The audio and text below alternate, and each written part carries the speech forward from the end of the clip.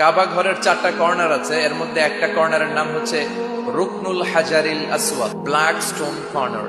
এই পাথরটাতে চুমু দেওয়ার জন্য লোকজন ধাক্কাধাক্কি করে।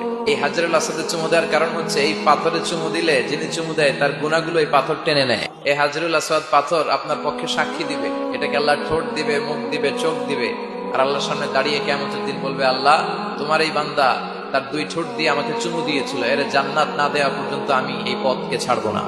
হাজরুল আসওয়াদের কর্নার আর কাবা ঘরের দরজা এর মাঝখানে একটা জায়গা আছে, এই জায়গাটার নাম মুলতাসাম। মুলতাসামে দাঁড়িয়ে হাত লাগিয়ে বুক লাগিয়ে দোয়া করলে এই দোয়া আল্লাহ ফিরিয়ে দেয়। তো এক ইমাম সাহেব অনেক ধাক্কাধাক্কির পরে এই মুলতাসামে যে জায়গা পাইছে, হাত লাগায় ধাক্কার চোটে সে তাড়াতাড়ি করে আল্লাহর কাছে দোয়া করতেছে যে, আল্লাহ জীবনে যত দোয়া করছি আর যত দোয়া করব এই সব দোয়া তুমি কবুল করে নিও। এবার ওইখানে এই দোয়া যদি কবুল হয়ে যায়, এবার বাড়িতে এসে দোয়া শুরু। এজন্য মুমিনরা তারা মেধাকে কাজে লাগায়, ঝোপ বসে কোপ মারে।